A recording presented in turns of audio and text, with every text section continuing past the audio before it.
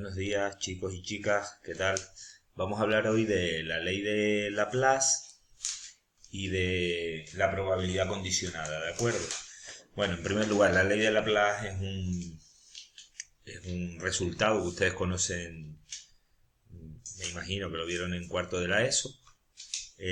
Nos viene a decir sencillamente que si nosotros tenemos un espacio muestral determinado, la probabilidad de un suceso va a ser el número de sucesos, el número de elementos de S dentro de un espacio muestral dividido entre el número total de elementos. O dicho de otra manera, el número de casos posibles, número de casos favorables a S dividido entre el número de casos posibles. Ya hemos visto en la clase algunos ejemplos. Les recuerdo, el ejercicio resuelto 1 y el ejercicio resuelto 2 lo vimos en clase, ¿vale? En la última clase virtual. ¿Cuándo no podemos aplicar la ley de Laplace? Pues cuando los instrumentos con los que yo estoy haciendo la experiencia aleatoria son irregulares, por ejemplo una chincheta. No sabemos la probabilidad de que caiga de esta manera o de esta manera, ¿verdad? No la sabemos. ¿Cómo la podemos averiguar? Pues se puede averiguar haciendo o aplicando la ley de los grandes números. ¿En qué consistía? En hacer la experiencia un número suficientemente grande para poder nosotros decir cuál es la probabilidad. ¿Por qué? Porque la probabilidad va a ser el límite a donde se acerca la frecuencia relativa de cada uno de los dos sucesos. Si yo tengo que cuando hemos hecho mil experiencias, la frecuencia con la que cae la chincheta con la punta hacia arriba son 243 y la frecuencia con la que cae con la punta hacia abajo son 757, podemos decir que la probabilidad de que la punta caiga hacia arriba será pues 243 entre 1000 y la probabilidad de que la chincheta caiga con la punta hacia abajo 0,757 757 entre 1000, ¿verdad? Si nosotros quisiéramos tener más seguridad en esta estimación o a lo mejor precisar un poquito más, lo que tendríamos que hacer es aumentar el número de repeticiones de esa experiencia. Otro de los casos en los que no es posible utilizar la ley de Laplace, o al menos directamente, es cuando los sucesos elementales no son X probables, no tienen la misma probabilidad. Si yo lanzo dos dados,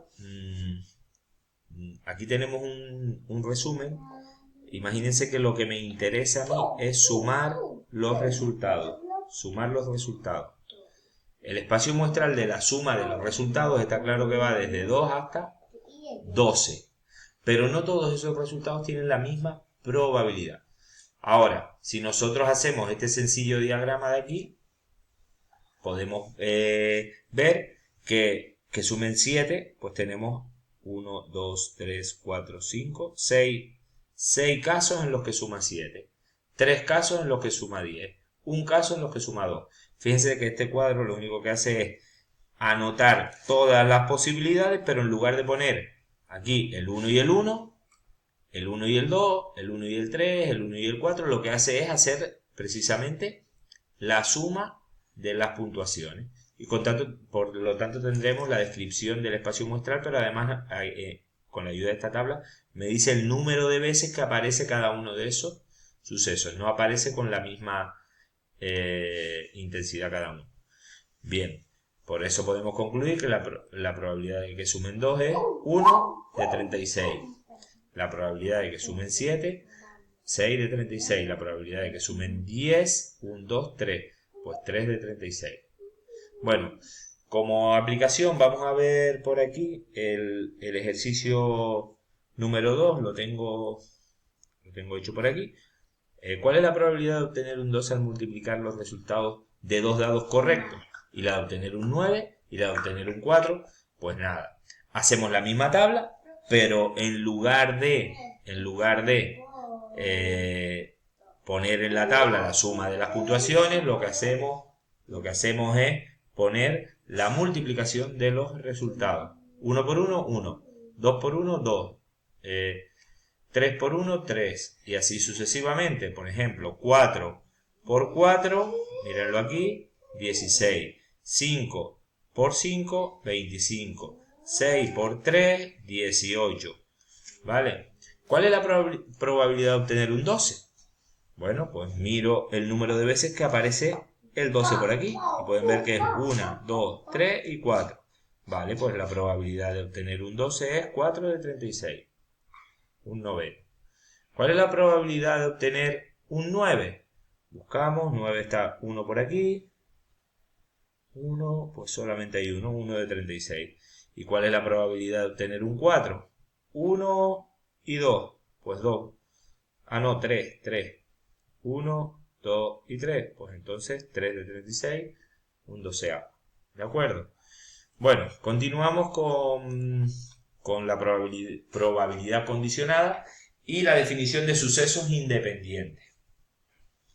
Bueno, imagínense que yo tengo ahora una urna con estas bolitas que tenemos por aquí. 3 bolas verdes, 1, 2, 3, 4 bolas rojas y una negra. Bien, nosotros podríamos plantearnos una serie de probabilidades. ¿Verdad que la probabilidad de obtener una bola verde es 3 de 10? A ver, 1, 2, 3, 4, 5, 6, 7, de 8, perdón, 3 de 8. La probabilidad de obtener una bola roja, 1, 2, 3, 4, de 8. Y una negra, 1 de 8. La probabilidad de obtener un número par, pues efectivamente es la mitad, porque aquí hay la mitad de las bolas pares, la mitad de las bolas impares. Vale. Pero si a nosotros nos dan la información primero de los colores, si la bola es verde, ¿cuál es la probabilidad de obtener un número par? Pues solo me fijo aquí y decimos 1 de 3, un tercio. Si la bola es roja, ¿cuál es la probabilidad de obtener un número par? 2 de 4, 2 de 4. Y si la bola es negra, el suceso obtener un número par va a ser el suceso seguro, en ese caso, y va a ser probabilidad 1. Bien, pues eso es lo que me intenta decir la probabilidad condicionada. Vamos a ver. Dados dos sucesos A y B, se llama probabilidad de A condicionada a C. Se escribe así, probabilidad de A condición de C. Probabilidad de A condición de C es, fíjense, la probabilidad de A y C dividido entre la probabilidad de C. Es decir, mide la proporción de elementos de A que hay en C.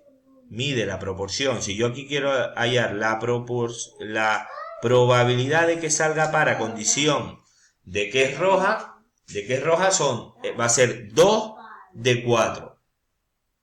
El suceso A sería que sea par, y el suceso C, en este caso, a condición de que es roja. 2 de 4, ¿vale? Sería... y eso, por otro lado, vale. Por otro lado, despejando, yo podría calcular la probabilidad de A intersección C, sabida la probabilidad condicionada, ¿vale? Bien. Fíjense. Probabilidad de par a condición de que es verde. La probabilidad de par y verde. La probabilidad de par y verde. Voy aquí. Una de 8. Una de 8. Una de 8. ¿Lo ven aquí? Probabilidad de que sea verde. 3 de 8. Hacemos la división. Un tercio. Probabilidad de par y rojo. Me voy al rojo. Par 2 de 8 dividido entre 4 de 8. 2 de 8 dividido entre 4 de 8 me dará 2 de 8 dividido entre 4 de 8 me da 2 cuartos, que es lo mismo que un medio. ¿De acuerdo? Esto me lleva a la definición de suceso independiente. Un suceso es independiente cuando la probabilidad condicionada es igual a la probabilidad sin tener en cuenta ninguna condición. Es decir, probabilidad de A condición de C es igual a probabilidad de A, por lo tanto serán sucesos independientes. No depende la existencia de C, o la ocurrencia de C, no me varía el valor de la probabilidad. Bien, ahora vamos a ver un ejemplito de eso. Pero antes que nada, les voy a hablar de las tablas de contingencia porque es un elemento bastante apropiado para trabajar este tipo de cuestiones. Bueno, por un lado, el ejemplo que les ponen por aquí me habla de 3 marcas de móviles, en 100.000 teléfonos móviles, 3 marcas, Punkia, Pigia y Kakia. Unos han tenido alguna avería y otros no. Vale, tenemos dos sucesos. Averías, no avería, o dos tipos de sucesos. Y la marca por otro lado. Bueno, aquí tenemos una tabla en la que se me resume la información de los 100.000 teléfonos móviles. Vale, imagínense que a mí me preguntan la probabilidad de Punkia a condición de que ha tenido avería. Vale, eso va a ser ha tenido avería y que sea Punkia, pues va a ser 4.000 entre 10.000. Eso es directamente en la tabla. Ahora, si lo fuéramos a hacer con la formulita sería Punkia y avería 4.000 de 100.000 dividido entre probabilidad de avería, que sería 10.000 entre 100.000. ¿De acuerdo? Bien, ahora veremos un ejercicio. Por aquí seguimos con el ejemplo, pero como los vídeos, el editor este solo me permite que sea de 15 minutos, voy a enseñarles otro ejercicio por aquí, que es el que tenemos en esta hoja. Imagínense, observa las bolas que hay en la urna. Tenemos este número de bolas y me dice, completa la tabla. Bueno, ¿cómo completamos una tabla de contingencia? De manera sencillita. Aquí tenemos por un lado colores, por otro lado números. Vale, hay 3 tipos de colores. Verdes y con un 1 hay 2. Verdes y con un 2 hay 0. En total verdes hay 2. Rojas y con un 1 hay 2. Este ya lo teníamos hecho. Rojas y con un 2 hay 3. Rojas y total hay 5. Negras y con un 1 hay 2. Negras y con un 2 hay 1. Y en total hay 3 bolas negras. En total con un 1 hay 6 bolas y con un 2 hay 4 bolas. Y me preguntan una serie de probabilidades. Probabilidades rojas, ¿cómo lo hago? 5 de 10. 5 de 10. Probabilidad de negras, 3 de 10. Probabilidad de verdes, 2 de 10. Probabilidad de 1, 6 de 10. Probabilidad de 2, 4 de 10. Vale, me dice el segundo es calcula la probabilidad. Vale. Ya lo hice. El C comprueba que las probabilidades obtenidas en B se pueden obtener sumando filas y columnas del cuadro. Vale. Sí, ya lo hemos hecho así, sumándolas. Vale. Y por último, me pide una serie de probabilidades condicionadas. La probabilidad de 1 a condición de rojo. Probabilidad de 1 a condición de rojo va a ser probabilidad de 1 y rojo. 1 y rojo va a ser 2 de 10. 2 de 10. Dividido entre probabilidad de rojo. Probabilidad de rojo, 5 de 10. 2 de 10 partido por 5 de 10. 2 de 5.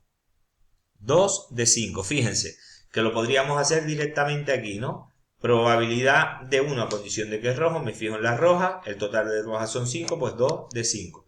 Pero la formulita me decía que lo hiciera con la intersección, ¿vale? Bueno, son dos maneras de hacerlo. Tenemos aquí una serie de probabilidades condicionadas que he calculado. Las miran con detenimiento o las hacen y las comprueban. Y por último me preguntan que si los sucesos son o no independientes. Y van a poder ver que no hay ningún suceso independiente. ¿De acuerdo? Pues nada, seguimos en la siguiente clase. Espero que les haya resultado más o menos clarificador. Y nada, nos vemos. Adiós.